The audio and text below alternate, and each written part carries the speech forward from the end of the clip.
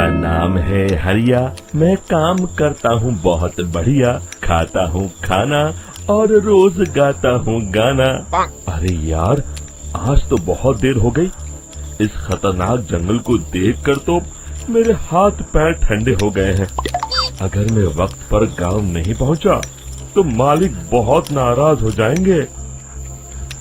तभी हरिया को एक आवाज सुनाई देती है।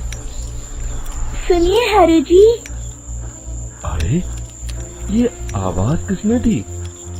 तभी हरिया को सामने कुछ दूर एक औरत खड़ी दिखाई देती है। अरे भाई, ये औरत अकेली इतनी रात को इस जंगल में क्या कर रही है? चलकर पूछना पड़ेगा। फिर हरिया अपनी बैलगाड़ी उस औरत के सामने लाकर रोक देता है और उससे पूछता है। अरे सुनिए, आप इतनी रात को इस खतरनाक जंगल में अकेली क्या कर रही हैं? तभी वो औरत मीठी आवाज में कहती है। अरे हरु जी, आप आ गए। मैं कब से आपका इंतजार कर रही थी। वैसे तो यहाँ से काफी लोग गुजर चुके हैं, लेकिन मैं खास आपका इंतजार कर रही थी। अच्छा, तुम सच कह रही हो? मुझे तो यकीन नहीं हो रहा है। वो क्या है ना, आज तक किसी ने मुझसे इतने प्यार से बात नहीं की। हाँ हाँ हरु जी, मैं सच कह रही हूँ। अब देर मत करिए और जल्दी से मुझे मेरे घर तक छोड़ दीजिए।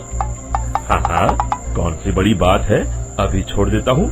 आप मेरे पीछे बैलगाड़ी में बैठ जाइए और मुझे रास्ता बताते चलिए। फिर वो औरत हरिया की बैलगाड़ी में बैठ जाती है और हरिया बैलगाड़ी हाँकता हुआ आगे चल पड़ता है।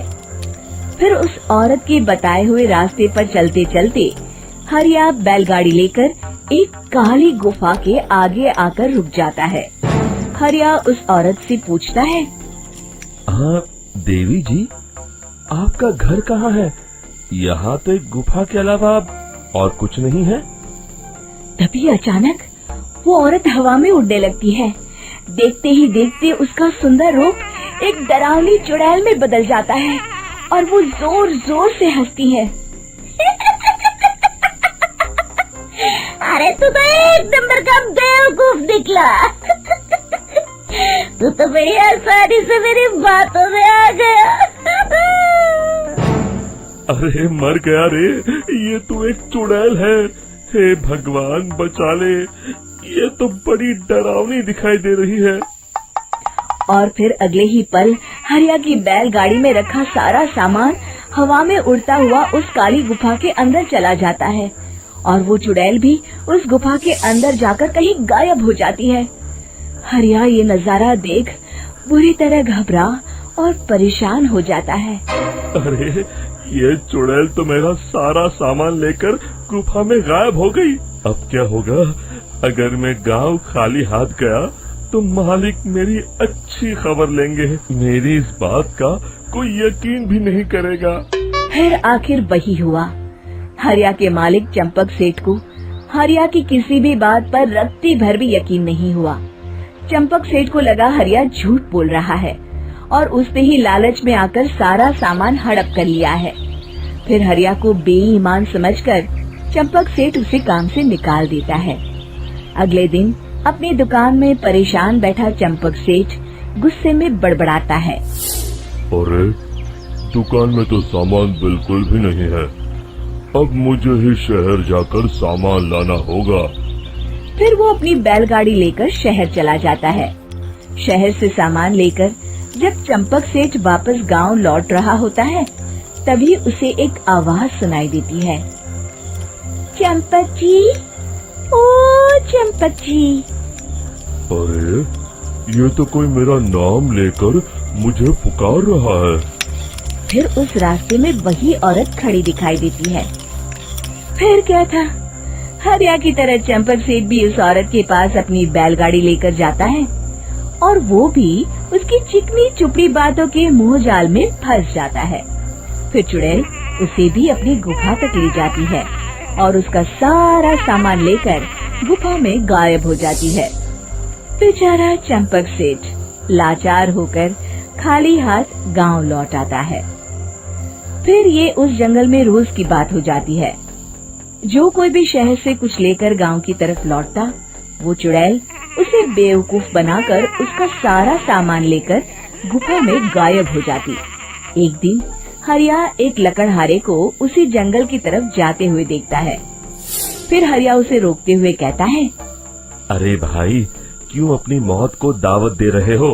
मेरी बात मानो, आगे जंगल में मत जाओ, वहाँ एक बड़ी भयानक चुड़ैल रहती है। लकड़हारा हरिया की बातों को नजरअंदाज करते हुए कहता है, अरे भाई, मुझे पहले ही बहुत देर हो चुकी है, मुझे जाने दो भाई। शाम तक लकड़ियाँ काट कर शहर के बाजार में बेचना है।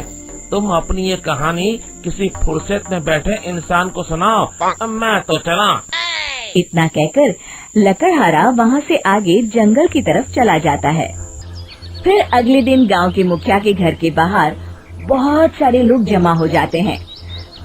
तभी हाथ में कुल्हाड़ी लिए खड़ा लकड़हारा कहता है, अरे मुखिया जी, अब आप ही हमें बचाइए उस जंगल वाली चुड़ैल से। हमारा सारा काम तो शहर से ही होता है। अरे मुखिया जी, उस चुड़ैल की वजह से तो मैं पूरी तरह बर्बाद हो गया हूँ। हम सबको मिलकर उस चुड़ैल का कोई इलाज करना पड़ेगा। तभी भीड़ में खड़ा वीरा कहता है, आप लोग चिंता मत करिए, कल से वो चुड़ैल किसी को नहीं लूट पाएगी। मेरे पास एक बहुत अच्छी तरकीब है।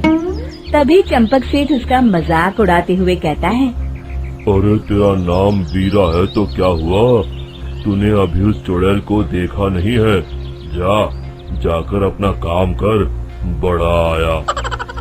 तब मुखिया जी कहते हैं, नहीं चंपक सेठ, मुझे लगता है हमें इस लड़के को एक मौका देना चाहिए। फिर सभी गांव वाले मुखिया जी की बातों से सहमत हो जाते हैं और वीरा शाम को एक बैलगाड़ी में कुछ सामान लाद कर उस जंगल की ओर चल देता है। वीरा, ओ वीरा, कहाँ जा रहा है? तभी वीरा मुड़ के देखता है, वही चुड़ैल एक औरत के रूप में खड़ी है। अरे बहन जी, मैं आपको ही ढूंढ रहा था। देखिए, मैं आपके लिए क्या लाया हूँ। अरे वाह, तू खुद मेरे लिए इतना सामान लाया है।